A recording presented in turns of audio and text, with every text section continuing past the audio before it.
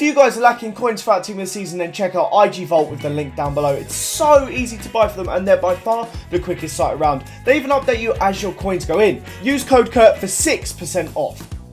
What's up guys, Curtis here, and welcome to a brand new FIFA 17 video. Today, I'm looking at the biggest possible upgrades for next season's FIFA. Now, it's quite nice. I'm in a slightly different spot. I'm not attached to my gameplay monitor over there. There's no controller in hand today. I can just kind of relax and just talk about the players that we have on screen. So, I've got my amazing graphics designer, Che. As always, Graphic Hunters. There will be a link to him in the description down below. He's put this together. That's his amazing card design you'll see on the screen in a minute. I've given him like a kind of pointer towards all the ratings I want in it.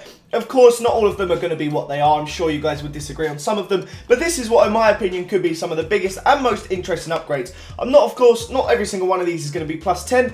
Even if they go from an 82 to an 84, if they're a really important player or a really cool player, I still feel as if they were relevant for the biggest upgrades. So if you guys are looking forward to this, don't forget to smash the like button. Let me know in the comments down below what other FIFA 17 preview stuff you want to see. And maybe, I'll tell you what, if I decide to do someone's, I will give you 25k coins if you put a suggestion in the description down below, and I'll go ahead and do it. If multiple ones of you put the same one in, I'll just pick the first one I see if I go ahead and do it. But anyway, let's get into the first player. So, first up is Dele Alli. Where do we begin? He's had an incredible season. It all stemmed from when I met him in a hotel elevator.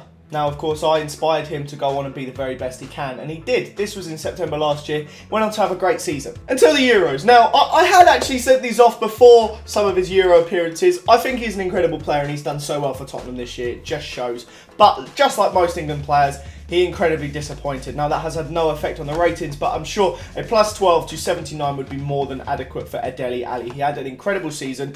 He's got a fantastic shot on him. He's relatively quick, but not incredibly rapid. He's good on the ball. He's good passing. He's got quite a big, even though he's skinny, he's quite tall and got a bit of a presence around him.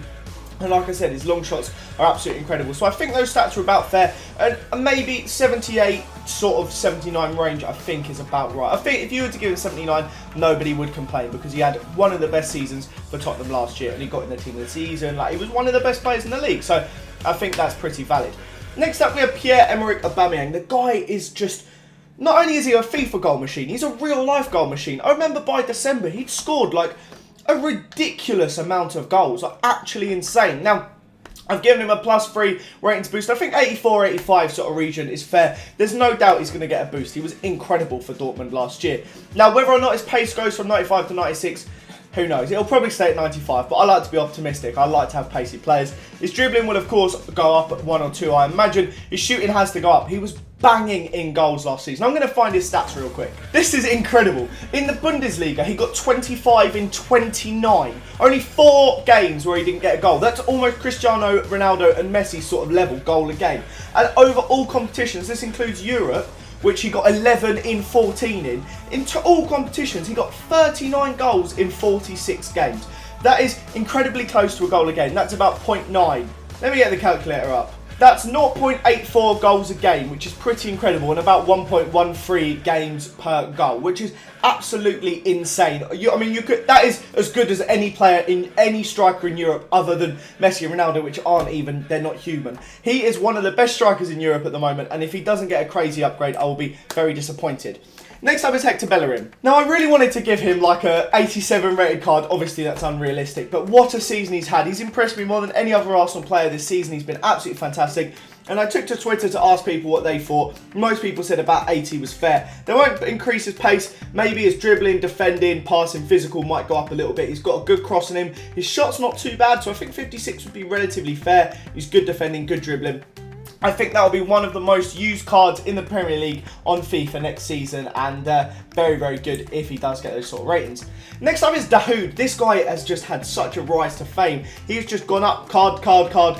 He's been amazing for Borussia Mönchengladbach. A 76 rating I think would be pretty fair. He's one of those players that across like a FIFA and a half, he goes from a bronze to a gold, and they just look good. It just makes me think of like Corentin Tolisso last year in the French league. Like, they're just such a cool little card.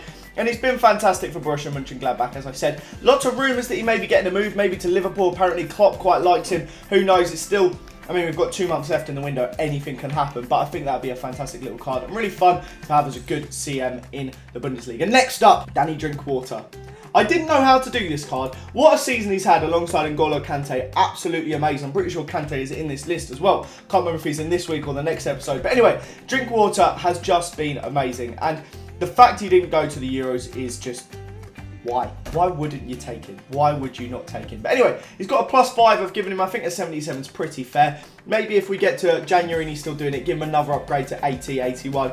But the stats, it's hard to give him for him because he's such an all-round player. So I've just given him a boost all-round to his stats. +2 on his pace, +4 on his dribbling, +6 defending, +2 physical, +5 passing, +1 shot. Just a bit of an all-round boost, and I think it'll be a very, very cool card. Next up is Harry Kane. I didn't know what to give him, alright? So I went to Twitter and everyone said 84. I don't know. I don't know if he should get more or less. He's going to get an upgrade. He was the top scorer in the Premier League. He had a terrible time at the Euros, but I feel like every England player we talk about did have a terrible time at the Euros. Now, if we based everyone's card stats at the Euros, then Iceland would have a bunch of 88 rated players and England would all be bronze. But Harry Kane had an incredible season. He was the top scorer. Vardy was behind him by 1. He got 26 goals in the Premier League season. That's not bad at all. He led Spurs, sorry, definitely didn't lead Spain. He led Spurs, technically the second, but I mean, Newcastle, they 5-1, they kind of bottled it. But, I mean, he was amazing. He's a fantastic striker, and it frustrates me so much playing against him.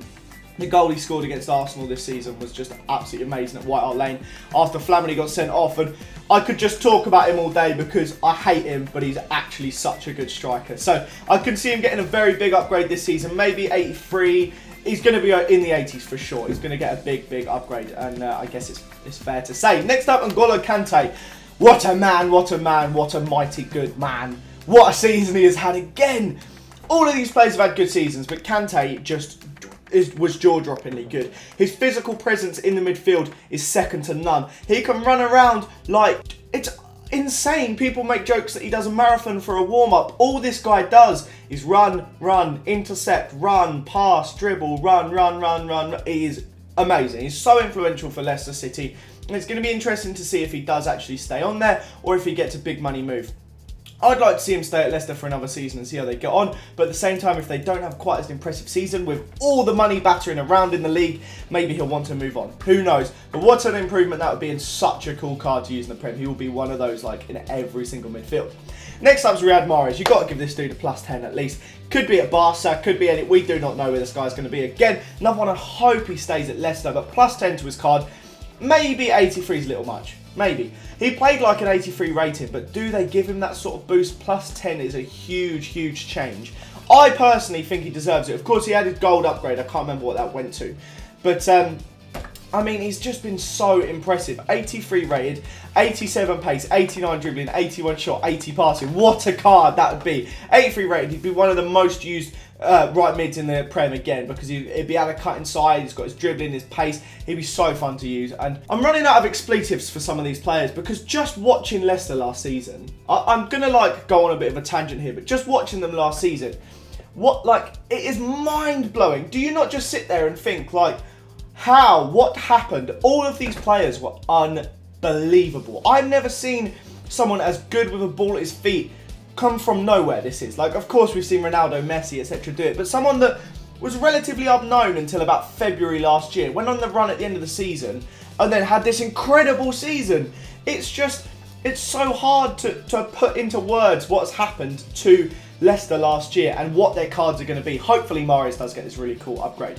And next up we have Dimitri Payet. I mean, I hate the Ozil versus Payet debate, and I'm not going to get into it, but boy, what a player this guy is. He's been absolutely incredible. Once again, he was so influential in West Ham's season, and so good for France this year. I'm so glad they decided to play him. There's rumours him and Kante weren't even going to be there like 3 months ago, so I'm so glad that they've been there. And I mean, Payet has been incredible for them. The guy is a free kick machine, fantastic on the ball. He's got a shot and a half, and there's rumours of him going to places like Real Madrid, like crazy moves after this season. And I mean, fair play to him. I think an 85 would be pretty fair because of how amazing he is.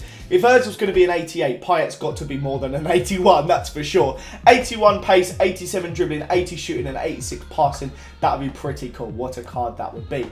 And next we have Jamie Vardy. Chap, you know the way it goes. It is absolutely madness. Once again, his meteoric rise to fame. All of these players, Leicester especially, Fleetwood Town to flipping Leicester City. I mean, I did forget to say, I'm pretty sure all of these are BPL, and I will, other than Dahoud, I will do more of a range of upgrades before you guys mention it, but these were the first ones I wanted to get done because I knew people know these all the most. But Jamie Vardy, if he got this upgrade, I mean, what a card. He would be the most OP striker.